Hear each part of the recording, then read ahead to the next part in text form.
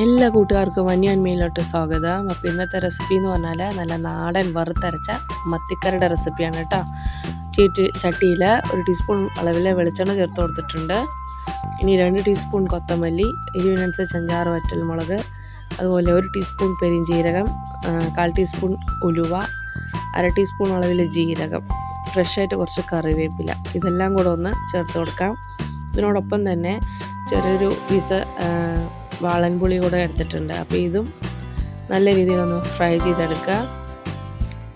നന്നായി മൊരിഞ്ഞൂന്ന് കാണുമ്പോൾ ഇത് നമുക്ക് വേറൊരു പ്ലേറ്റിലോട്ട് മാറ്റി വയ്ക്കാം. ഇനി 1 കൈപ്പിടി അളവിൽ തേങ്ങാക്കൊത്ത് കൂടെ ചേർത്ത് കൊടുക്കുന്നുണ്ട്. ആ ഒരു എണ്ണയിൽ കടന്ന് തേങ്ങയൊക്കെ നന്നായി ഒന്ന് ഫ്രൈ ചെയ്തെടുക്കാം. സ്വല്പം വെള്ളം ചേർത്ത് ആറിയ ശേഷം പേസ്റ്റ് രൂപത്തിൽ അരച്ച് മാറ്റി വയ്ക്കാം. ഇനി തേങ്ങ വറുത്തെടുത്ത അതേ എണ്ണയ്ക്കകത്തോട്ട് 1 കൈപ്പിടി അളവിൽ ചെറിയുള്ളി, കുറച്ച് വെളുത്തുള്ളി, പിന്നെ ഫ്രഷായിട്ട് കുറച്ച് കറിവേപ്പില, ഇത്രയും ചേർത്ത് കൊടുക്കാം. ജസ്റ്റ് ഒന്ന് വഴറ്റി കൊടുക്കാം. ഇതിൽ 1 തക്കാളി കൂടെ ചേർത്ത് കൊടുക്കുന്നുണ്ട്. ചെറിയ കഷ്ണങ്ങളാക്കി മുറിച്ചെടുത്ത് ഇവിടെ ചേർക്കാം.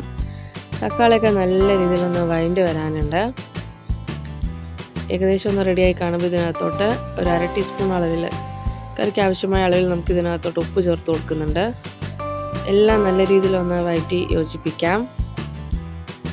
തക്കാളിയൊക്കെ വഴണ്ടി വരാൻ നേരത്ത് തേങ്ങയുടെ അരപ്പ് കൂടെ ചേർത്ത് കൊടുക്കാം. മിക്സഡ് ജാറിനകത്തോട്ട് 1 കപ്പ് അളവിൽ വെള്ളം കൂടെ ചേർത്തിട്ട് അതുകൂടി ഇതിനകത്തോട്ട് ചേർത്ത് കൊടുക്കുന്നുണ്ട്. ഇനി ഈ ഒരു മസാല നന്നായി ഒന്ന് തിളച്ച് വരാനുണ്ട്. നല്ല രീതിയിലൊന്ന് തിളച്ച് തുടങ്ങിക്കഴിഞ്ഞാൽ കഴുകി വൃത്തിയാക്കി വെച്ചിട്ടുള്ള നമ്മുടെ ചെറിയ മത്തി നമുക്ക് ചേർത്ത് കൊടുക്കാവുന്നതാണ്. അപ്പോൾ ഇത് മസാലയൊക്കെ തിളച്ച് തുടങ്ങിയിട്ടുണ്ട്. അതിന് കഴുകി വൃത്തിയാക്കി വെച്ചിട്ടുള്ള നമ്മുടെ ചെറിയ മത്തി ചേർത്ത് കൊടുക്കാം.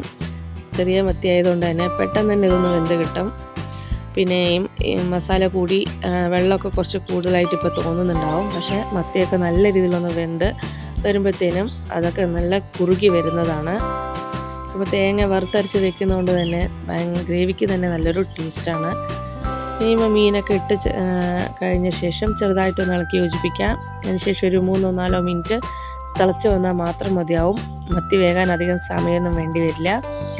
അപ്പോൾ ഇതൊന്ന് തിളച്ച് മത്തി ഒന്ന് നല്ല രീതിയിൽ വെന്ത് വന്നോട്ടെ.